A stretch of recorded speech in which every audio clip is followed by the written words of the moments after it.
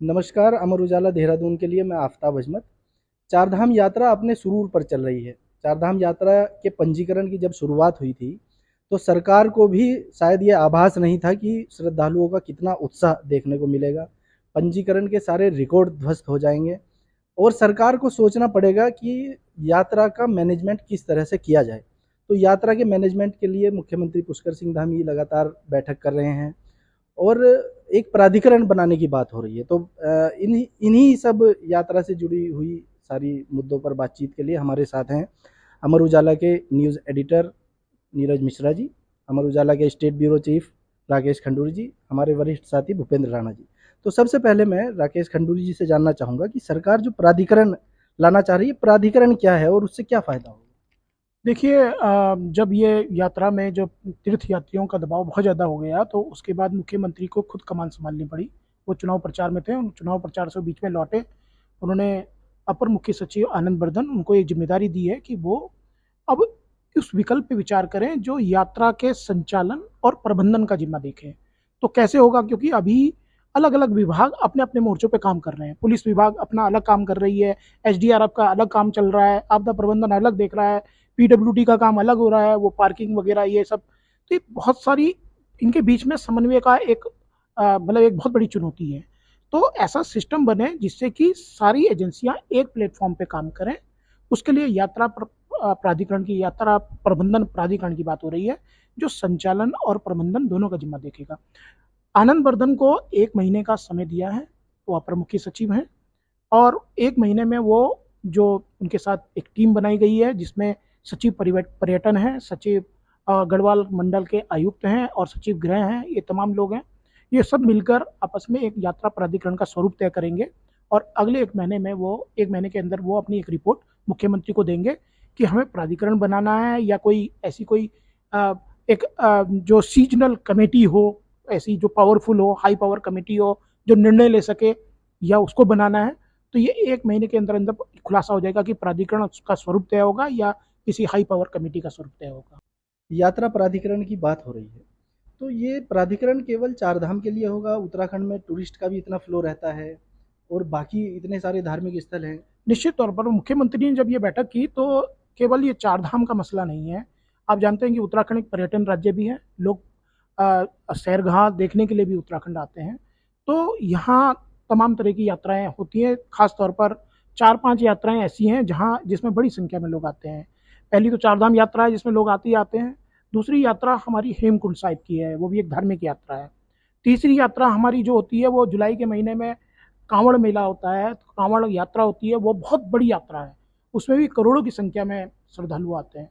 तो मुख्यमंत्री का कहना था कि ये जो प्राधिकरण हो वो केवल चार धाम यात्रा के लिए ना हो, वो इस तरह से इसका स्वरूप बने कि वो जितनी भी यात्राएं धार्मिक यात्राएं हो रही हैं उनको भी उनका भी प्रबंधन देखे, उनका भी जो है संचालन देखे कि परिवहन की व्यवस्था कैसी हो, यात्री आए तो उनको कहाँ ठहराया जाए, उनका पंजीकरण की व्यवस्था कैसी हो, और यात्री को एक ही प्लेटफॉर्म पर एक ही जगह पे सारी सुविधाएं मिल जाए, वो एक ही जगह क्लिक करे और उसको सब कुछ पता चल जाए कि यहाँ से मुझे टिकट करना है या यहाँ से मुझे रजिस्ट्रेशन करना है, उसको एक ही जगह से गाइडेंस मिल जाए।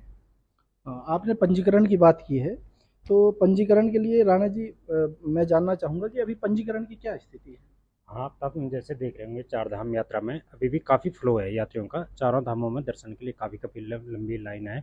पंजीकरण जो ऑनलाइन पंजीकरण का है वो 32 लाख पार कर चुका है और इसमें ऑफलाइन की व्यवस्था अलग है जो ऋषिकेश हरिद्वार में है।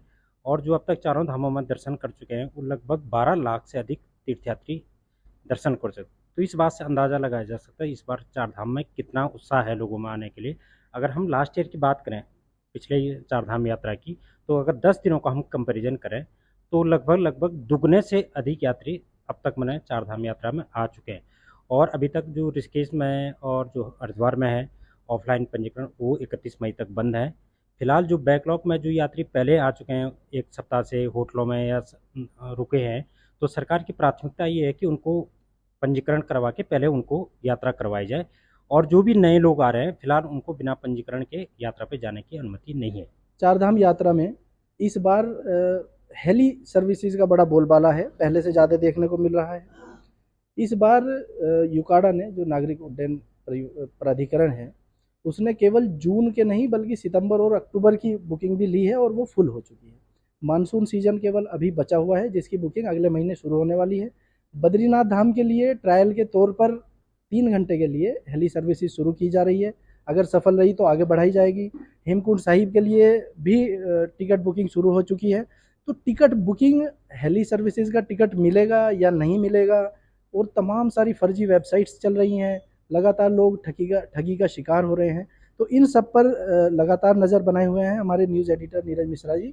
मैं उनसे जानना चाहूँगा हेली सर्विसेज में किस तरह से टिकट बुक करें और क्या बचाव करने की ज़रूरत है। आफ्ताब, अभी चारधाम यात्रा में 2 फर्जी के परसे मामले आ रहे हैं। एक तो पंजीकरण बड़ा मामला है कि पंजीकरण में बहुत फर्जीवाड़ा आ रहा है।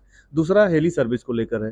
पंजीकरण में अब तक 37 मुकदमे दर्ज हो चुके हैं और अलग अलग इस तरीके की बातें आ रही हैं कि लोग कहीं दूसरे स्टेट से आ रहे हैं और उनका पंजीकरण फर्जी उनको दे दिया जा रहा है। कोई पैसा लेकर दे रहा है, कोई अलग तरीके से उसको संशोधित कर दे रहा है। तो इस तरीके में प्रशासन पूरी सख्ती बरत रहा है और उसको की पंजीकरण ना हो और उसके लिए ऑफलाइन व्यवस्था ऋषिकेश में की गई है और प्रशासन उसको नजर रखे हुए। दूसरा प्रमुख मामला हेलीकॉप्टर का है। हेलीकॉप्टर के लेकर क्या है, जिस तरीके से गर्मी है, भीड़ है, हर आदमी चाह रहा है कि उसको हेलीकॉप्टर मिल जाए और खासकर फाटा से मिल जाए, क्योंकि फाटा और सिरसी ऐसी जगह है जहाँ पे कम पैसे में हेलीकॉप्टर मिलता है।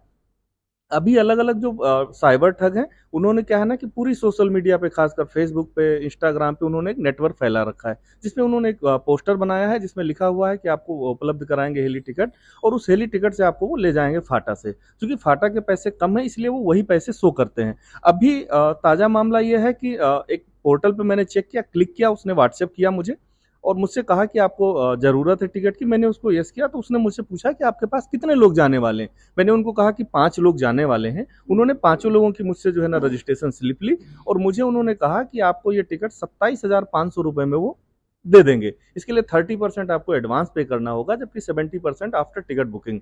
मैंने उनसे पूछा कि IRCTC के पास तो ऐसी कोई व्यवस्था है नहीं कि वो आपको अलग से फ़ोन करना पड़े IRCTC को, चूँकि सारी चीज़ें ऑनलाइन हैं।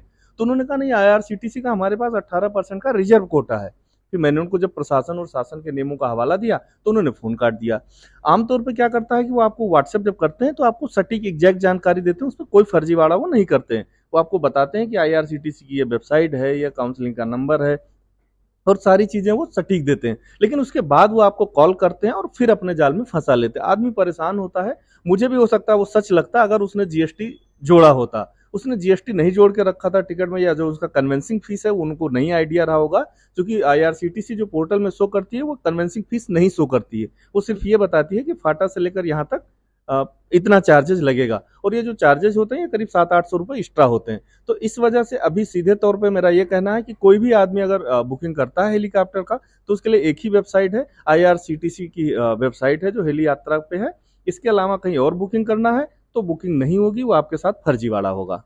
बिल्कुल आपने सही कहा, फर्जीवाड़ा किसी के साथ भी हो सकता है। आप लालच में ना आएँ, आप वेबसाइट पर बुकिंग कराएँ, जो ऑफिशियल वेबसाइट है उसी से बुकिंग कराएँ। अगर टिकट नहीं मिल पा रहा है तो आपको नहीं मिल पाएगा, कोई और ऑप्शन नहीं है। चारधाम से जुड़ी अपडेट्स के लिए देखते रहिए amarujala.com। एग्जिट पोल 2024 1 जून शाम 6 बजे से, लोकसभा चुनाव के नतीजे 4 जून सुबह 7 बजे से। देखिए चुनाव नतीजों से जुड़ी हर खबर सबसे पहले, सबसे सटीक, केवल अमर उजाला पर, amarujala.com।